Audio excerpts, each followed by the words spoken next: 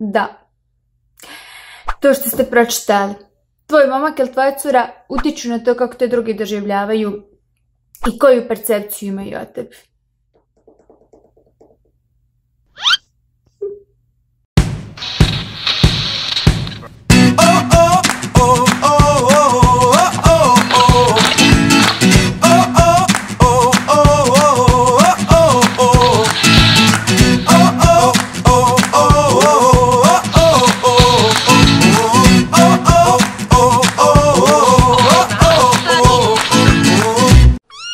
Hola amigos, kako ste? ¿Cómo estáis? Zadnji video vam je se baš svidio i to me jako raduje. Drago mi je čuti da vam je bio od korist. Za vas koji ste novi i ne znate, to je video u kojem pričam kako izgledati bolje, kako ostaviti bolji dojam preko video poziva. Ali kako je to dobro svjetlo? To je svjetlo koje nam dolazi iz prijeda. Jako je bitno da nam izlazi. Ukoliko vas interesuje, video je gore. U današnjem videu ću vam pričati kako ljepota partnera jedne osobe utječe na stav koji mi imamo o toj osobi. Objasnit ću vam zašto je to tako i zašto je važno da ovo znamo. I na kraju ću vam dati par savjeta i radit ćemo jedan mini eksperiment da vidimo da li je tačno to što nauka tvrdi. Jer mi, amigosi, smo ovdje da zajedno učimo. I da svakoga dana u svakom pogledu sve više. Jel' tako? Jesmo li skupa? Uiii! Ala, vamonos!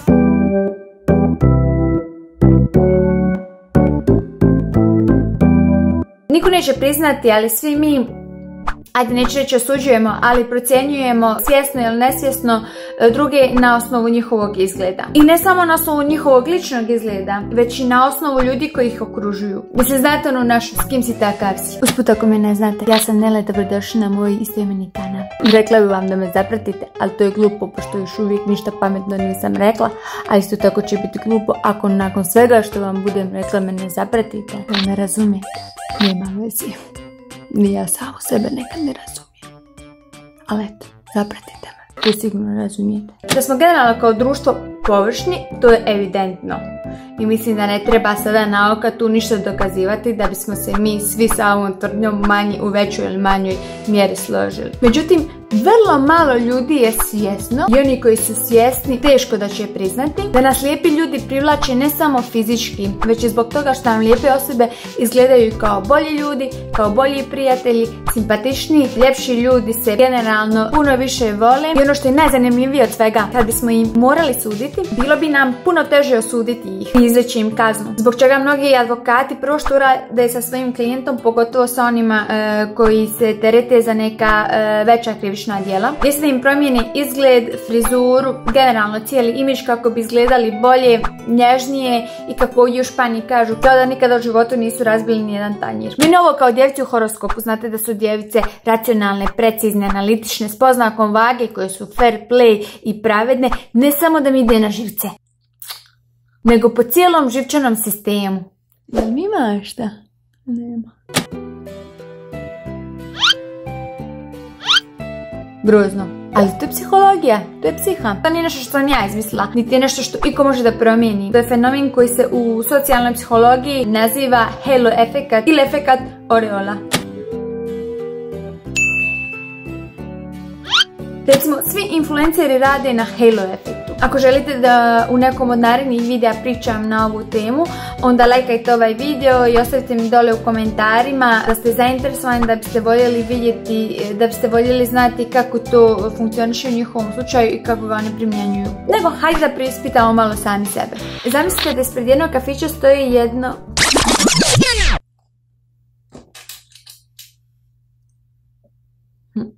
Zamislite da ispred jednog kafića stoji jedna brutalno atraktivna osoba. Nema veze, muško ili žensko, i čeka svoga partnera. Kako zamišljate njegov ili njen par? Budući da se naše pretpostavke o drugima zasnivaju na svakodnevnim klišejima i na vlastitom iskustvu, vjerojatno ćemo zamisliti da će njegov ili njen partner biti jednako lijep kao ta osoba. A ne neko, ne znam ni ja, nizak, čelav, podebeo i slično. Možda nismo svjesni, ali to je jedna predrasuda. Nažalost, Mnogi imaju viziju ljubavnih odnosa i braka kao da se radi o nekom tržištu koje funkcioniše po principima berze. Drugim riječima, da zgodni izlaze sa zgodnima, a ružni sa ružnima, što automatski uvjetuje i njihovo ponašanje. Manje graciozni ljudi se ne udvaraju onima za koje smatraju da su izvan njihove lige, a ovi ljepši se drže na distanci kada izlaze sa onima koji su ružniji od njih. Evolucionisti su se često pitali kod drugih. Šta nas navodi to da imamo ovakve predrasude i pretpostavke? Ryan Anderson. Kako se ti osjećaš kao debil kada pokušavaš da izgovoriš strano ime na originalnom jeziku. Ryan. Dakle, Ryan Anderson je jedan australijski naučnik sa univerziteta iz Queenslanda i osoba koja je najviše ispitivala bračne osobe. Bože Nilo. Bračne odnose. On je proučavao baš ovo što i naslov ovoga videa govori. Kako naš par utječe na percepciju koju imaju drugi o nama. A jeste li vidjeli kako je moj začetnik lijep?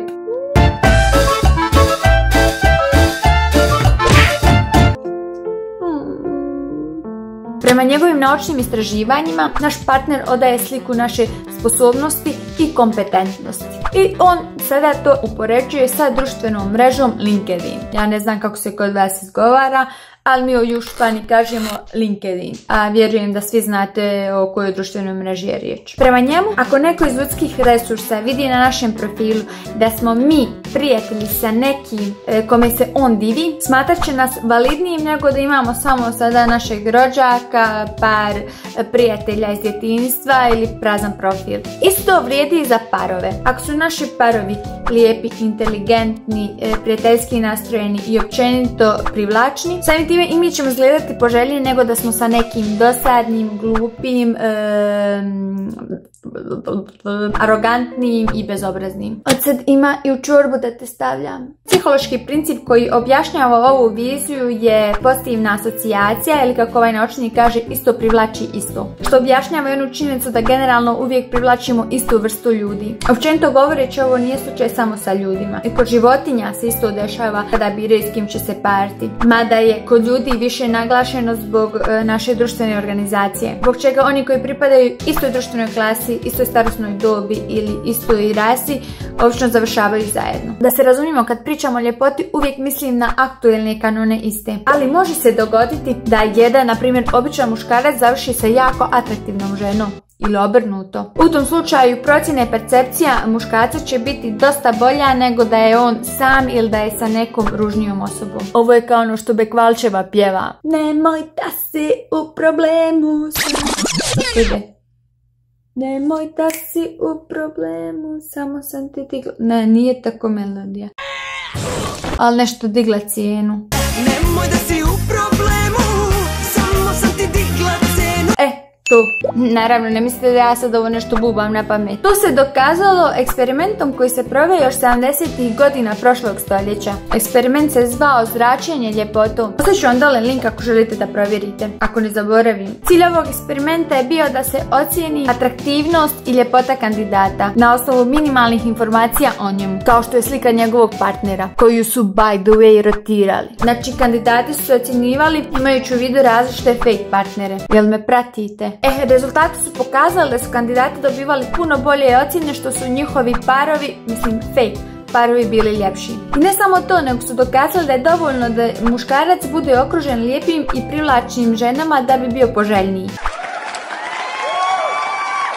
Ovo je posebno bitno za one koji se kandiduju za nešto, jer oni koji su ljepši, plus koji su u pratnji atraktivnih parova, izgledaju uvijek kao bolji kandidati od onih koji dolaze sami ili u pratnji sa nekom manje ljepšom osobom.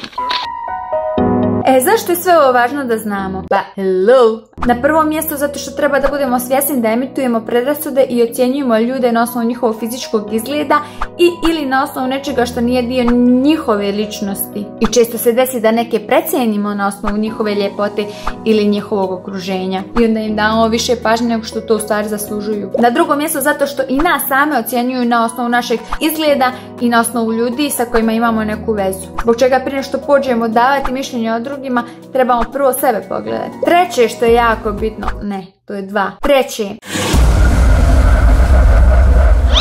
Treće što je jako bitno jeste da izbjegavamo generalizovanje i da se ne vodimo onim što drugi pričaju, jer to što govori može da bude zasnovano samo na nekoj površnoj ocjeni, a ne na nekim konkretnim i realnim argumentima. I ono najbitnije što treba da znate, na 4. mjestu, dobre, kada se radi o nekim vama važnim i ključnim momentima od koji će ovisiti daljnji tok vašeg života i u kojima prvi utisak igra presudnu ulogu, ne zaboravite da vaše okruženje može da utječe kako pozitivno, tako negativno na taj prvi dojam koji ostavljate. Znači obratite pažnju na sve ono što bi vam moglo ići na ruku, a isto tako na sve ono što bi moglo da pokvari vašu sliku kod drugih osoba. I kao peto, znajući sve ovo, dajte ljudima šansu da se pokažu kakvi doista jesu i nemojte se voditi samo prvim dojmom koji u dosta slučajeva može da nas prevari.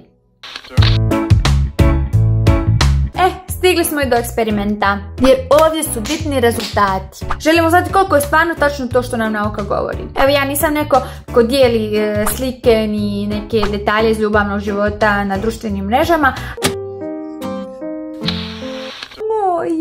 Ali ostavit ću na Instagramu par slika sa svojim budućim mužem. Link ću ostaviti dole. Pa vi uđite, vidite i recite mi da li nakon što ste vidjeli te slike vaše mišljenje o meni drugačije. Recite mi kako, zašto, koje ste mišljenje imali prije i koje ste imali nakon što ste vidjeli te slike. Nadam se da sam se dobro objasnila. Naravno, ovi koji me već znaju, koji već imaju formirano mišljenje o meni, sumnjam da će to išta promijeniti, ali mislim da je jako zanimljivo vi koji ste po prvi put ovdje, koji faktički ne znate ništa o meni, koji me po prvi put gledate, mislim da će biti jako zanimljivo da nakon ovoga videa odete sada na taj link, da ga pogledajte. Mon bébé, tu très beau.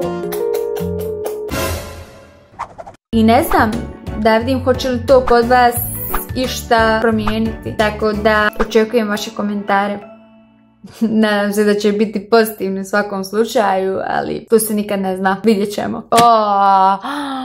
Ja sam odužila. A dobro, dragi moji, nadam se da niste u međuvremenu zaspali. Treba će mi 5 dana da izeditujem.